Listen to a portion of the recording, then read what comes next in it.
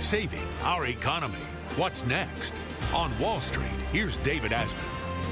For weeks now, our leaders have told us our economy, maybe even our whole way of life, is in danger. The culprit, an economic crisis so vast and complex that few of us can understand the details. We've seen the finger pointing, greedy Wall Street CEOs, wink and nodding politicians, hapless regulators asleep at the switch, and we're presented with a horrifying choice: full-scale economic collapse or a trillion-dollar rescue plan that could burden us financially for decades. How did we get here? Will the politicians' fix work? Or will they be asking us for another trillion down the road? What does it mean for the agenda of the next president? Let's start by going back to the roots of this crisis, which it turns out are tangled in the recovery from America's last epic financial disaster, the Great Depression. Up first, Chief White House correspondent Bret Baier from Washington. Mortgage defaults, major financial institutions going belly up, declarations of an immense economic emergency. Connecticut Senator Chris Dodd called it an economic maelstrom. Our collective confidence in our nation's future has been badly shaken, and that needs to be restored. Treasury Secretary Henry Paulson warned the financial security of all Americans is at stake. The events leading us here began many years ago, starting with bad lending practices by banks and financial institutions, and by borrowers taking out mortgages they couldn't afford. The White House called it a once-in-a-century crisis in our financial market. The market is not functioning properly. There has been a widespread loss of confidence, and major sectors of America's financial system are at risk of shutting down. That would put the danger we face today on par with the Great Depression. It lasted a decade and spawned the New Deal, the greatest expansion of the U.S. government in history. And part of that legacy is at the root of the current crisis. The Federal National Mortgage Association, better known as Fannie Mae. Created in 1938, the idea was to help out people with their mortgages and thereby increase home ownership. Fannie Mae came out of the New Deal. In the New Deal, Roosevelt said more Americans should have housing. So Roosevelt said, everyone said, let there be a market in mortgages. And that's what Fannie Mae does. It creates a market so you can buy and sell mortgages and there's more cash available.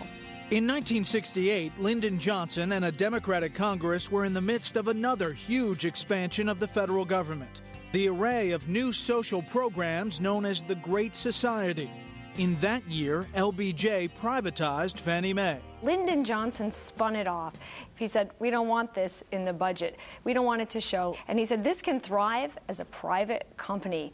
But it was a form of hypocrisy because Fannie was part of the government still. Government was always in the shadows behind Fannie, ready to bail it out, and everyone knew it. You could see it in the price of its stocks and its bonds. After it was privatized, at least on paper, Fannie Mae was so successful that in 1970, the Federal Home Loan Mortgage Corporation, better known as Freddie Mac, was created to give Fannie Mae competition.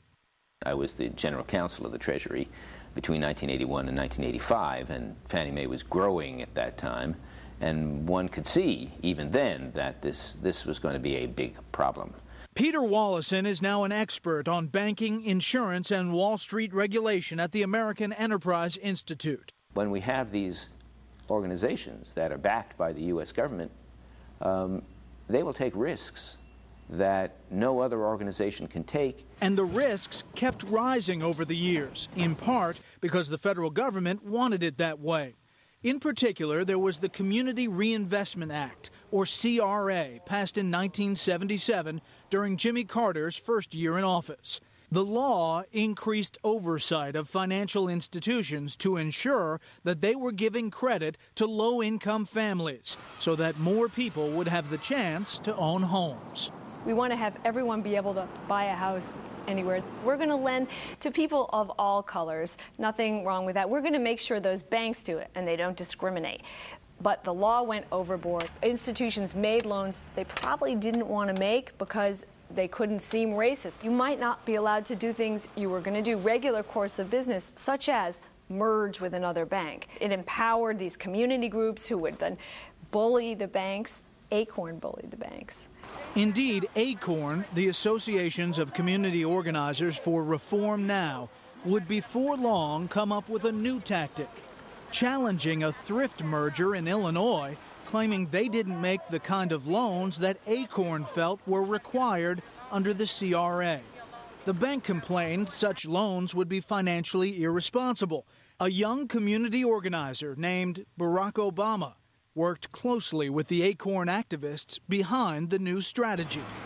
And that strategy worked. ACORN prevailed in court, and soon credit standards were being lowered across the country. While at first Fannie actually resisted buying up some of those shaky mortgages, at the tail end of the Clinton administration, Fannie Mae was told to substantially increase the percentage of those mortgages in its portfolio. As Congress wanted them to do it, they went ahead and bought many of these loans, including many CRA loans. They packaged those loans, they sold them, but the most important thing that they did was signal to the market after 2004 that they were ready to buy. And there was all this money available that Fannie Mae could raise because they had unlimited amounts of money because of their government backing.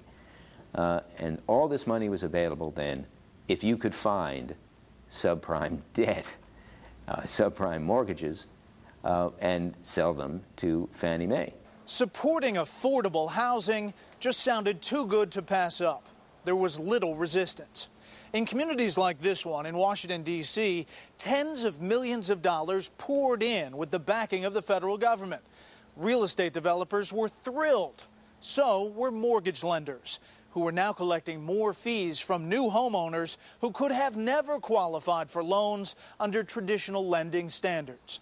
In the closing months of the Clinton administration, the Department of Housing and Urban Development actually told Fannie and Freddie to increase loans to risky borrowers until they totaled half of the portfolios of those institutions. Fee-hungry mortgage lenders eagerly complied. And they applied the same lower standards in low-income communities like this as they did for speculators in vacation condos and multi-million-dollar mansions. Republicans paid lip service to the idea of fixing the problem, but they didn't put their energy behind it. They didn't put their shoulder into it. And Democrats were just focused on the fairness issue. Race, being sure we help small towns, being sure we help poor people, all good goals, but they were taking their eye off the potential problem.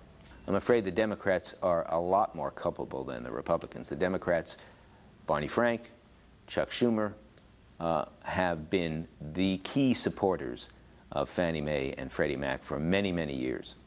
And they have always tried to use Fannie Mae and Freddie Mac for their own political benefit.